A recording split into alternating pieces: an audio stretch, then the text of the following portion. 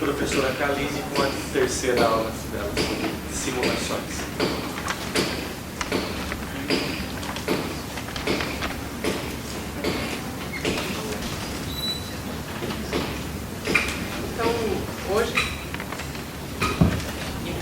Agora, encerrando a série das 3 apresentações, eu vou falar um pouco sobre aplicações dessas metodologias de modelagem que eu falei para vocês. Especificamente, eu vou falar de tópico de pesquisa do nosso grupo, tá certo? É claro que, se vocês forem olhar na literatura, existem várias aplicações de modelagem nas mais diversas áreas de interesse. O nosso grupo, em particular, a gente está interessado numa propriedade que chama solvatocromismo, que é a mudança da cor devido ao efeito do solvente. Quando se fala nessa parte de modelagem que eu expliquei para vocês, a parte da dinâmica molecular, já existem hoje protocolos muito bem estabelecidos para se estudar diversos sistemas, como proteínas, RNA, DNA, bicamadas. Mas quando você vai falar de efeito solvente de uma forma mais geral e ampla, que seria o efeito do ambiente numa determinada propriedade molecular, quando a propriedade é uma propriedade que depende da estrutura eletrônica, então nessa área os métodos teóricos ainda não estão desenvolvidos 100% e não estão estabelecidos. Então existem muitos grupos científicos que hoje estão desenvolvendo métodos para se estudar como que o ambiente altera a estrutura eletrônica de certas moléculas, tá certo? É claro que nem toda molécula vai ter uma estrutura eletrônica sensível. Nem toda molécula é muito sensível ao ambiente. Mas quando nós estamos falando, como foi o exemplo daqui dessa parte da atividade biológica, a nossa ideia é fazer sensores. Então você quer detectar se tal molécula está lá. Você quer detectar se o ambiente está assim ou se o ambiente está assado. Então, a ideia é desenvolver moléculas que sejam sensíveis à presença de uma outra, ou seja sensível a uma característica. Então, quando ela é sensível, significa que ela modifica bastante. Então, estudar sensores de qualquer propriedade significa que é uma molécula sensível. Na hora que ela é sensível, ela muda drasticamente e, portanto, nessa parte ainda tem muito método teórico sendo desenvolvido. E aí entra a contribuição do nosso grupo. Então, eu estou mostrando para vocês aqui o caso de uma betaína que o Raikard. O Raikard, ele tem uma série de provas que são sensores de ambiente químico. E nesse caso aqui, eu estou mostrando para vocês uma foto que eu peguei da internet, que é a mesma betaína, ela está acrescentada numa concentração muito baixa, de 1 micromolar, aqui em acetona, isopropanol e etanol. Então, como vocês sabem, todos esses 3 solventes, eles são transparentes. Você bota um pinguinho, uma gotinha de nada dessa betaína e vocês veem que a cor é totalmente diferente. Então, a nossa ideia é perguntar aqui, o que está fazendo de mudança com esta molécula que vai fazer a cor dela ficar diferente, tá? Então, tentando responder essa pergunta, que na verdade o cromismo está relacionado à cor e o solvato ao solvente, existem inúmeros processos, pelo menos 15 listados na literatura, que vão ser responsáveis pela cor de um material. Eu vou estar falando aqui um processo específico, não quer dizer que toda coisa que muda de cor vai estar seguindo esse processo que eu estou explicando aqui. Então eu vou estar interessada com o efeito da absorção da luz e o processo de emissão da luz. Nesse caso particular aqui, o que domina o processo da cor vai ser a absorção da luz. Então, no caso aí, eu tenho uma molécula, estou mostrando aí para vocês veem que tem 2 anéis aqui, né? Aqui é um oxigênio e aqui um nitrogênio. Então, a ideia é, eu mando luz em todas as frequências na região do visível, a gente sabe que vai absorver na região do azul, e, portanto, devido à regra de cores complementares que o nosso olho é sensível, a gente vai visualizar, nesse caso, laranja. Então, a gente tem aqui que a luz ela tem um comprimento de onda específico, dado o comprimento de onda dela variando entre 400 nanômetros e 800 nanômetros, ela vai estar na região do visível, então o nosso olho só é sensível a esse intervalo, mas existem outros animais que são sensíveis a outros intervalos, tá certo? E no nosso caso, se a gente retira uma dessas cores complementar aqui da nossa visão, a gente vai deixar de ver branco e vai ver a cor complementar que vai sobrar. Então, nesse caso, se Se essa molécula absorve no azul, a gente vai ter uma tendência a ver um líquido laranja, certo? Então, nessa ideia, a gente tem agora, por exemplo, em geral, a cor das plantas, a gente vê a planta aqui verde.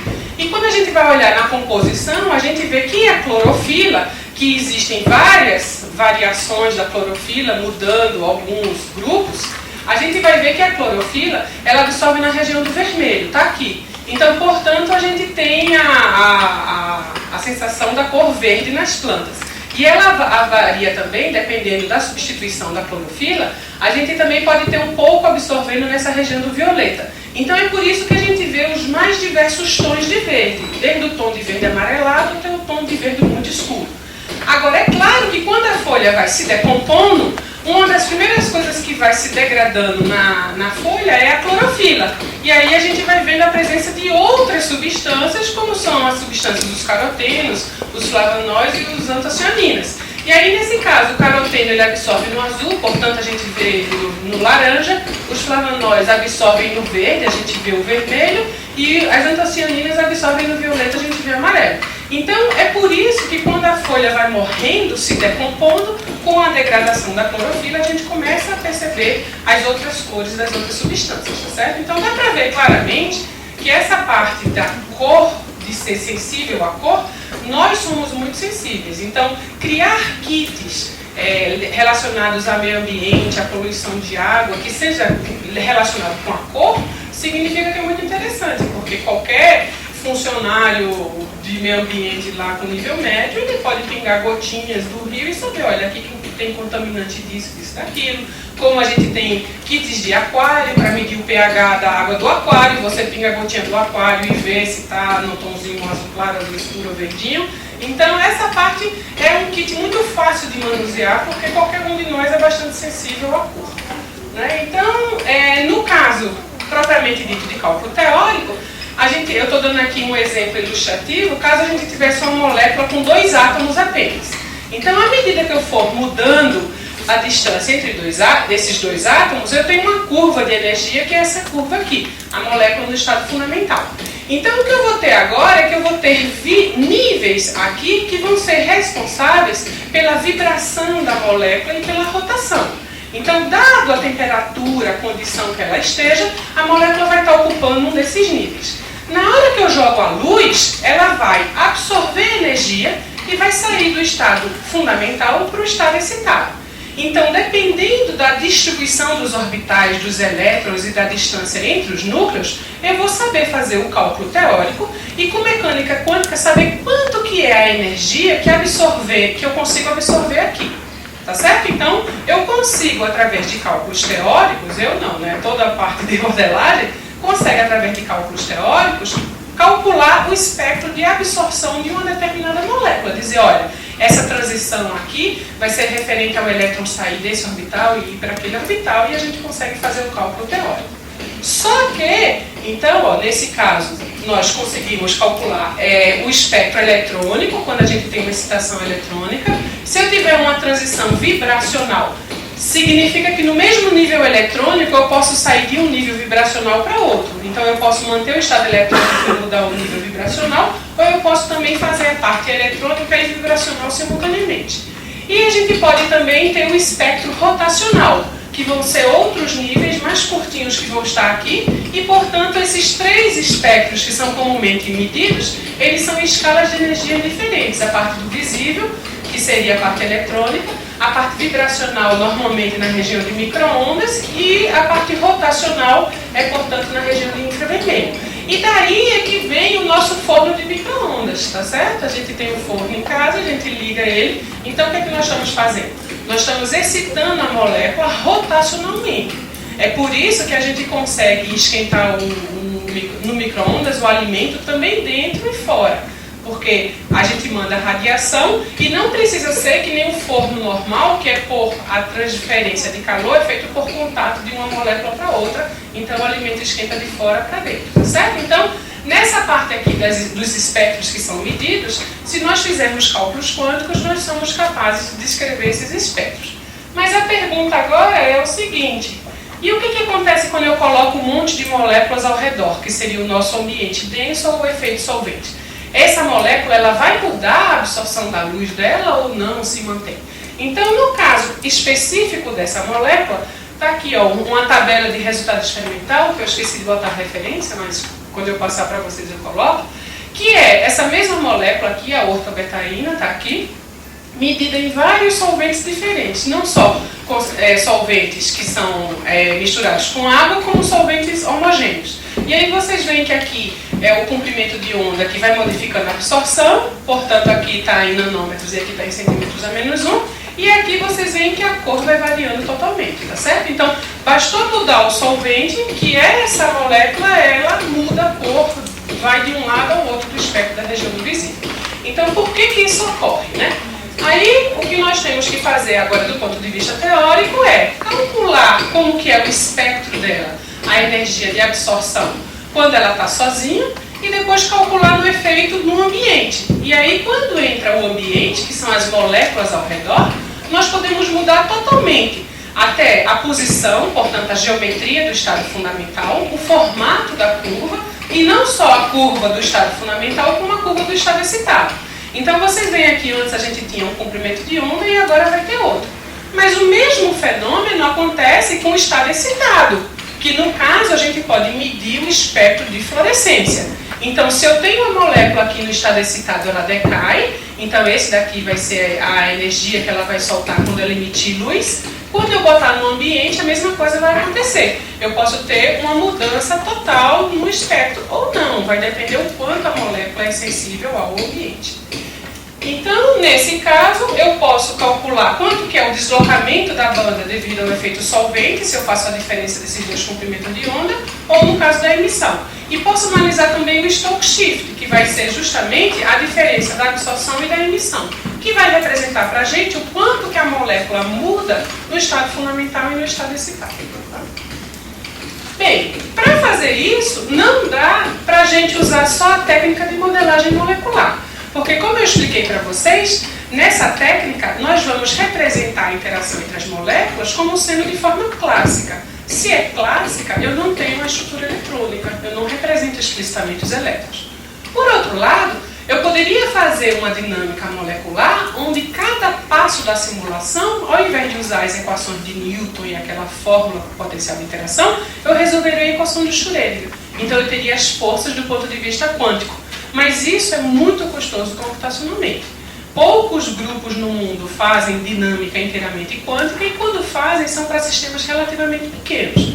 Hoje em dia, se você fizer para 150 moléculas de água uma dinâmica inteiramente quântica, já é um sistema bastante grande, tá certo? Então vocês veem que tem uma limitação bastante grande do ponto de vista computacional. Então qual que é a metodologia que a gente usa para fazer isso? São esses métodos que nós consideramos métodos híbridos, onde parte do sistema vai ser tratado com mecânica quântica e parte do sistema com essa mecânica clássica, que é a mecânica molecular. Nesse caso, a parte eletrônica vai estar incluída no cálculo quântico, tá certo? Então, quando a gente faz isso, nós temos um método que é bastante utilizado para estudar reações em sítio ativos de proteínas, tá certo? Esse método é um método bastante difundido, que a gente diz que é o método QMMM tradicional, aonde eu vou selecionar uma parte do sistema e vou tratar com mecânica quântica, e outra parte do sistema eu vou tratar com mecânica clássica. Então existem algumas regras de como misturar um hamiltoniano clássico e um hamiltoniano quântico que vai acontecer nessa região de fronteira. Então, se eu quero estudar uma reação química, um processo ocorrendo dentro de um sítio ativo, eu escolho os átomos envolvidos na reação química, os aminoácidos que estão mais próximos e trato com mecânica quântica. Todo o resto eu trato com a mecânica clássica, tá certo? É claro que isso daqui ainda é um cálculo bastante custoso, porque significa que numa única simulação a gente precisa calcular aquelas forças cerca de 1 milhão de vezes. Então significa que eu vou ter que fazer 1 milhão de cálculos de mecânica quântica. Se cada cálculo demorar 5 minutinhos, aí vocês veem quanto tempo isso aí vai demorar, tá certo? Então são simulações bastante custosas. Agora, outra situação, que é no nosso caso, a gente não estava necessariamente interessado em reação química. Então o que a gente pensou? A gente poderia utilizar a mecânica clássica para gerar as configurações onde as moléculas de soluto teriam, de solvente estariam próximas do nosso soluto, E depois, com aquelas configurações, nós poderíamos selecionar uma parte do sistema e fazer cálculos de mecânica quântica. Tá certo? Então, dessa forma, nós poderíamos usar toda a informação estatística que nós teríamos da simulação antes de fazer os cálculos de mecânica quântica. Então, nós, através de análise estatística, nós poderíamos simplificar a quantidade de cálculos quânticos a serem feitas. Então, foi isso que nós fizemos, basicamente. Nós fazíamos só a simulação, gerávamos 1 milhão de configurações aqui, e depois, usando técnicas estatísticas, nós fazíamos duas coisas. Em primeiro lugar, nós olhamos, né, a estrutura do solvente ao redor do nosso soluto. Então, a gente consegue identificar se existem ligações de hidrogênio sendo formadas, quanto que é a primeira camada de solvatação, quem são as moléculas mais próximas e mais relevantes para o efeito. Segundo ponto, depois que eu tenho aqui várias configurações, existe um fator que chama correlação estatística, que eu posso olhar para uma configuração da simulação e ver o quanto que ela parece com a configuração anterior. E aí eu posso fazer o seguinte, olha, eu quero configurações muito diferentes, de tal forma que eu consiga fazer uma amostragem dos efeitos que eu posso ter. Então, fazendo esse tipo de análise, que é a função de autocorrelação estatística dessas configurações, nós conseguimos reduzir de 1 milhão de configurações para cerca de centenas. 100, 200, 300 configurações estatisticamente independentes. E aí a gente fazia cálculo quântico só nessas configurações. Então, dessa forma, nós conseguimos reduzir o número de moléculas que vão para o cálculo quântico e reduzir o número de cálculos quânticos necessários para uma dada propriedade. Fazendo isso, eu tenho aqui alguns exemplos para mostrar, mas falando para vocês, só lembrando que toda a nossa simulação ela vai partir sempre desse potencial de interação, e essa escolha é a escolha crucial. É a escolha de como as moléculas vão interagir umas com as outras, tá certo? Normalmente, a gente adota o princípio de transferabilidade, significa que se eu já fiz parâmetros para uma molécula e a outra molécula é parecida, eu vou considerar vários parâmetros que eu já gerei, tá certo? Então, grupos químicos inteiros são considerados. E um ponto que sempre fica em questão aqui, que é esse ponto colombiano, que normalmente a gente faz o cálculo quântico usando uma técnica, um procedimento, uma aproximação muito bem definida, certo? Bem, feito isso, aí nós percebemos que nós estamos tendo um problema grande. É que normalmente essas sondas de ambiente, elas são muito sensíveis ao ambiente, ou seja, a estrutura eletrônica dela modifica. Significa que naquele termo que é esse que está aqui, olha, essas cargas, elas dependem muito do ambiente em que a molécula está inserida. Então o questionamento da gente é como calcular as cargas quando ela já está no solvente, se eu preciso fazer a simulação antes para saber que ela está no solvente. Então a nossa ideia foi fazer um processo autoconsistente no seguinte sentido: essas cargas aqui dos átomos, elas são geradas com a molécula isolada, sem ter ninguém por perto. Aí a gente usa elas e faz a simulação.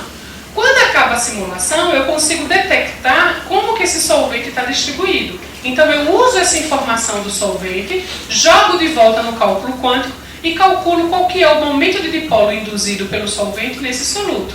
Com isso eu gero um novo conjunto de cargas. E aí com esse novo conjunto de cargas eu faço outra simulação, depois gero uma nova distribuição do solvente, essa nova distribuição eu calculo o dipolo induzido e assim eu vou fazendo. Então eu vou permitindo ao sistema, dado um conjunto de carga, o solvente tem uma distribuição, esse solvente modifica a estrutura da carga, eu faço uma nova simulação e aí eu vou ter no final um equilíbrio entre o efeito que o solvente faz nas cargas da molécula. Então, fazendo esse tipo de procedimento, que foi um procedimento sugerido no nosso curso, nós conseguimos analisar, por exemplo, o caso dessa molécula aqui, que foi o tema da tese de doutorado da Cíntia.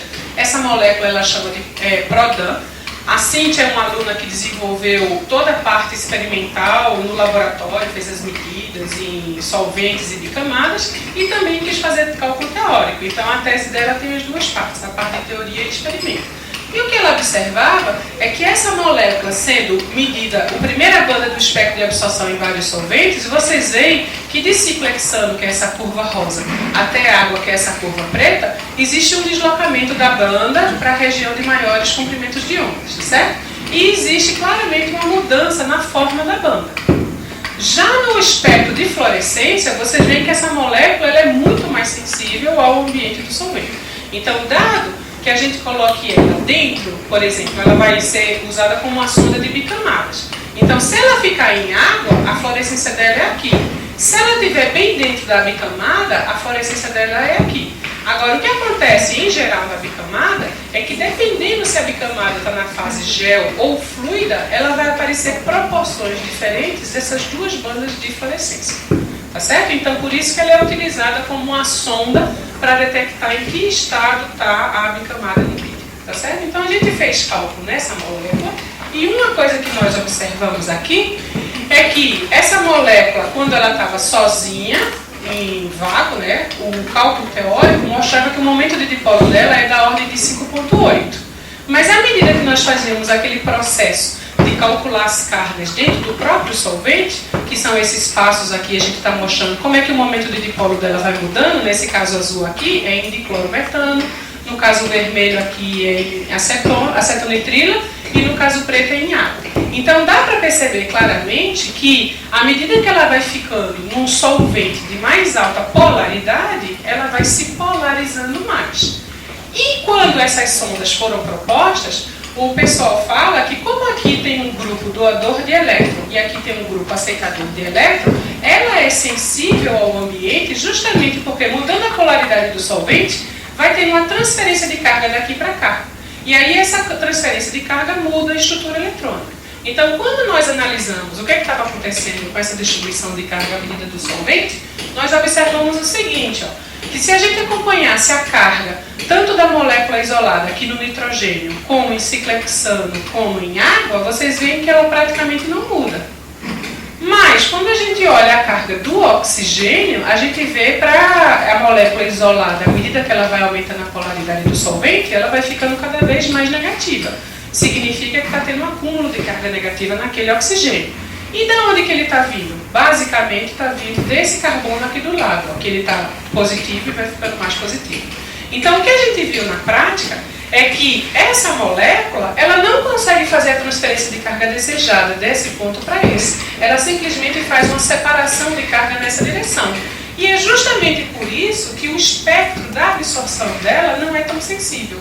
Tá certo? Porque ela não tem aquela transferência que o pessoal, quando propôs a molécula, achava que teria. O pessoal fala, olha, qualquer grupo aqui que tenha conjugação de ligações conjugação de ligações simples e duplas, e você bota um grupo aceitador doador e um grupo aceitador de elétrons, você vai ter essa transferência, e não necessariamente. Já pelo outro lado, quando nós fizemos o cálculo do estado excitado, o próprio estado excitado em si já apresenta uma separação de carga bastante grande. Então, ele é muito mais sensível ao espectro de emissão do que ao espectro de absorção. Então, com esse tipo de cálculo, a gente conseguiu perceber que nem toda molécula que ela funciona como prova, ela vai ser sensível, dependendo se a gente vai estar usando o espectro de absorção ou de emissão. E aí, o que nós estávamos fazendo agora é propondo alterações aqui nesse miolo para justamente favorecer o melhoramento dessa sonda e ela se tornar mais sensível, tanto na absorção como na emissão.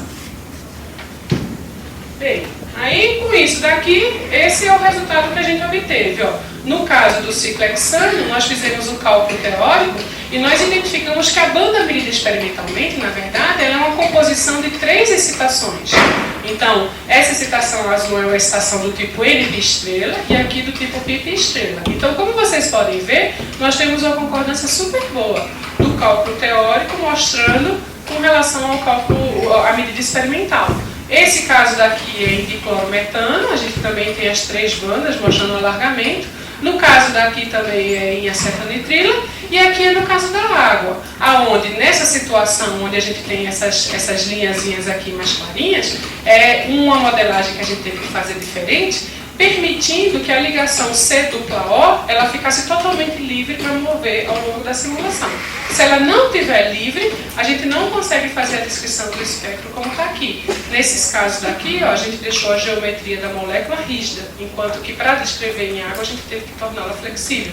Porque à medida que essa ligação estica e curta, a carga aumenta e diminui. E a gente tem uma mudança na ligação de hidrogênio nesse ciclo.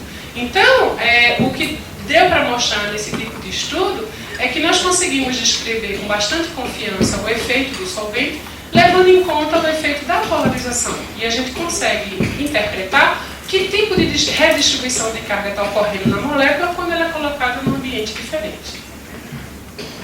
Bem, outros tipos de situação, que é no caso aqui a gente tem essa molécula que é um óxido mesetil, e aqui estão os resultados experimentais mostrando que ela tem duas bandas de absorção, uma NP estrela e uma PP estrela, uma desloca para uma região e a outra para outra, à medida que eu vou modificando a polaridade do solvente. Então, o que nós observamos experimentalmente, que é uma coisa relativamente estranha nessa molécula, é que normalmente, quando você separa os solventes que formam ligação de hidrogênio e que não formam ligação de hidrogênio, eles caem em duas escalas de solvente diferentes. E aqui cai na mesma escala. Ó. Se eu pegar todos os solventes medidos experimentalmente que não formam ligação de hidrogênio, eles caem nessa linha reta. E os que formam ligação de hidrogênio também caem. Então, por que nessa situação, formar ligação de hidrogênio, que em geral é um efeito grande, faz com que o deslocamento seja maior, nesse caso aqui não é maior. Então a gente buscou entender por que ele não era maior. E nessa situação o que nós identificamos é que essa molécula, ela aqui, ó, ela tem dois isômeros, tá certo? Aqui quando o oxigênio ele está trans em relação à cadeia e aqui quando ele está cis em relação à cadeia. Então quando nós fizemos o cálculo de estrutura eletrônica da molécula isolada, nós identificamos que a molécula mais estável aqui é na situação aqui, é nessa situação, essa daqui, na situação trans. E o que acontece? O momento de dipolo dela, na situação, eu estou falando em relação à cadeia. Em relação a esse aqui é cis. A nomenclatura química que eu não sei se deve ser cis ou trans aí. Mas ó, se ela for em relação a esse carbono aqui é cis, tá certo? Então, nessa situação aqui, o momento de dipolo calculado estava em concordância com o experimental e a transição eletrônica estava em concordância com a transição experimental para o solvente de mais baixa polaridade. Nesse caso aqui, o número 1, que era esse... Cadê o número 1 aqui? Não, a mais baixa polaridade é esse aqui, que é o 10, é o isoctano. Tá certo? Então, nessa situação, o que nós identificamos é que quando nós analisamos a estabilidade do conformero cis e o conformero trans em água, fazendo aquele cálculo com ciclo termodinâmico, nós fizemos análise de fase gasosa, depois só batamos um, só batamos o outro e calculamos o ΔG. Então nós percebemos que no caso da água existe uma inversão de estabilidade do conformero cis e trans. E aí quando nós fazemos o cálculo quântico, levando em consideração essa diferença de estabilidade, se a gente pegar o resultado experimental em água e em isoctano, o deslocamento da banda é da ordem de 2.150 centímetros a menos 1, e nós calculamos aqui, dependendo do método teórico, da ordem de 2.500 centímetros a menos 1, mostrando que se fosse levado em conta só o efeito mantendo a mesma conformação cis-cis ou trans-trans, o efeito seria de 4.200 centímetros a menos 1. Seria muito maior do que o efeito verificado. Mas quando a gente leva em consideração a mudança do efeito cis-trans, ele vai na direção contrária. Então, o cis-trans provocaria um deslocamento da ordem de 1.700 para o azul, enquanto que o efeito do solvente da ordem de 4.200 para o vermelho. Então, na hora que a gente soma os dois, a gente vai ter um deslocamento próximo do resultado experimental. Então, nesse tipo de sistema, nós estamos mostrando que não só existe o efeito da estrutura eletrônica, como uma mudança da estabilidade conformacional.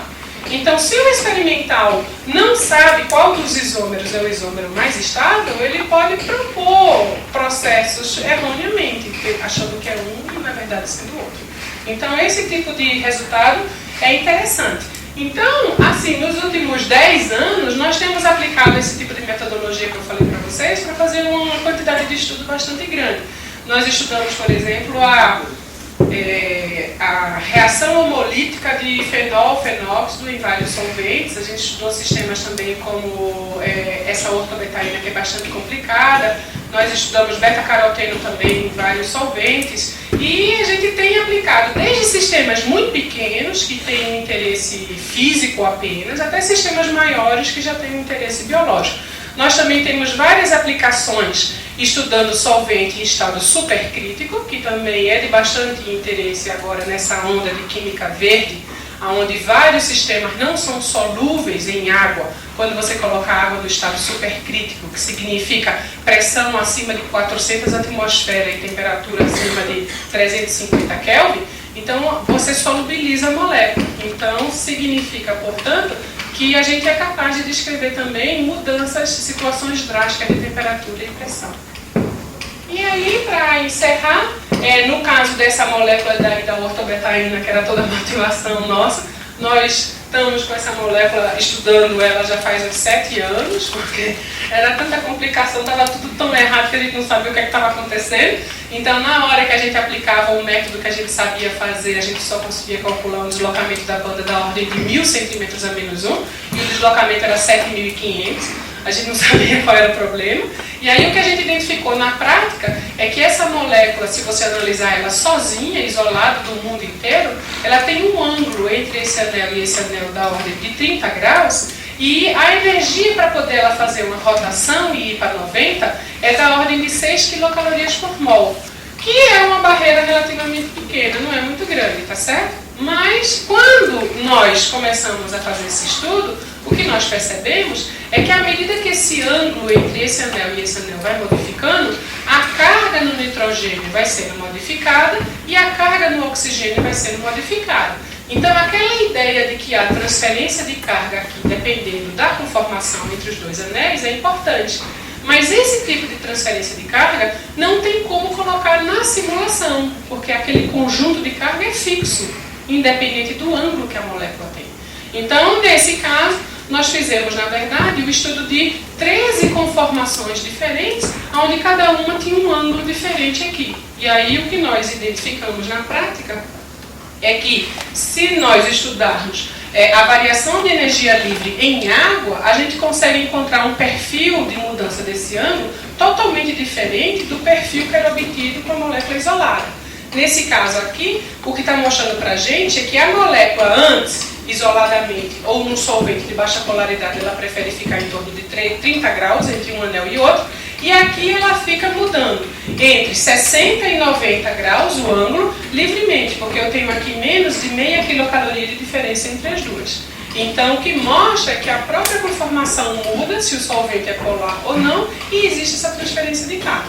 Então, levando tudo isso em consideração, nós conseguimos, antigamente a gente só conseguia enxergar esse deslocamento entre um solvente de baixa polaridade e alta polaridade, que seria o deslocamento de 1000, mas agora levando em conta que o ângulo de torção muda de 30 em torno de 60 e 90, a gente consegue descrever esse deslocamento aqui, que já é da ordem de 5.000 centímetros a menos 1. E depois, levando em consideração aquele efeito da polarização com o ambiente e tudo mais, hoje em dia nós conseguimos descrever bem o espectro de absorção dessa molécula. Então, encerrando isso daí, eu só queria mostrar para vocês que também, utilizando variação de energia livre, é possível estudar reações. Nesse caso aqui, nós estudamos essa reação de tautomerismo, onde esse próton sai do enxofre e liga aqui no nitrogênio. Então, o que nós temos de dado experimental é que essa molécula aqui, ela é mais estável em água. Vocês podem ver que o momento de dipolo dela é bem maior do que a outra, então, portanto, ela deve mesmo se estabilizar em água. E quando nós fazemos cálculos quânticos da molécula sozinha, a gente só encontra esse tiol aqui como sendo mais estável. E aí nós levantamos a curva dela, que é essa curva onde a molécula inicia com o hidrogênio no enxofre, ela entra no estado de transição onde o hidrogênio é compartilhado pelo enxofre e nitrogênio, e depois ela se liga no nitrogênio. E vocês veem que dá para ter uma diferença de energia da ordem de 10 quilocalorias a favor da forma tiol. Aí, levando em consideração o efeito do solvente, nós temos uma outra possibilidade, que é esse próton não vir diretamente para cá sozinho, mas sim assistido pela molécula de água. Então, nessa situação, existiria uma molécula de água aqui, formando a ligação de hidrogênio. O estado de transição, o enxofre solta o próton para a água e a água solta o próton para o nitrogênio, e aí, portanto, a gente fecha. Nessa situação, a barreira cai drasticamente, mostrando que, nesse caso, a água atuaria como um catalisador dessa reação de transferência de próton, mas a gente ainda está com o estado aqui, ó, tiol, o estado tione acima do estado tiol, então seria desfavorável essa reação. Mas aí, na hora que nós utilizamos aquele método para fazer a solvatação das duas espécies e ver o efeito não só da ligação de hidrogênio, mas de todo o resto do ambiente, nós conseguimos reverter essa situação e aí essa forma aqui, ela passa a ser mais estável com cerca de 2 quilocalorias. Então, mostrando que a gente consegue ver que o efeito do solvente nessa reação, ela é de forma catalítica, assistindo realmente o próton indo para a água e a água indo para a molécula, e também que existe todo o efeito do ambiente, um efeito eletrostático macroscópico que estabiliza a segunda forma, que é a forma onde o próton está ligado no nitrogênio. Bem, então, encerrando aqui também para não pegar muito tempo de vocês, a metodologia então, que nós usamos é essa metodologia híbrida, que usa mecânica quântica e mecânica clássica, de uma forma em sequência, uma depois a outra, e que com isso a gente hoje tem plena capacidade de fazer a descrição de como a estrutura eletrônica de uma molécula é modificada com a presença do ambiente. Também é factível estudar reações químicas e ver o efeito da reação, e que é fundamental incluir o efeito da polarização das moléculas e ver essa redistribuição eletrônica, tá certo? Então, com isso, eu encerro falando que no nosso grupo nós temos uma parte de desenvolvimento de código. Então, as simulações que nós fizemos foi com um código que eu desenvolvi, chamado DICE, e que ele tem uma série de aplicabilidades, a gente tem lá à disposição no site e tudo mais. E aqui tem, para quem gostou dessa área e quer continuar, esse livro daqui, eu e o professor Nelson Morgum, da Unicamp, nós convidamos especialistas do Brasil inteiro, cada um em sua área, para escrever um capítulo do livro.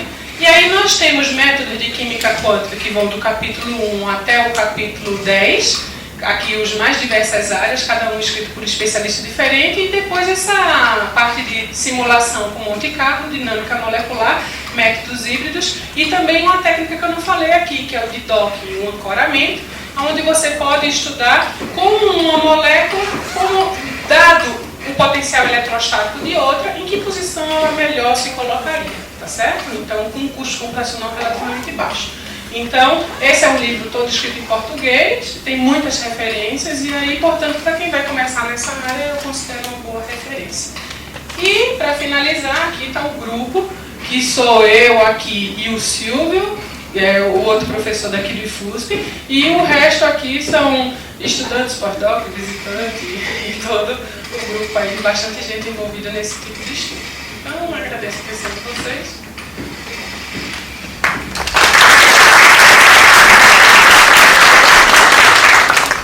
Dúvidas, questões? Fique à vontade.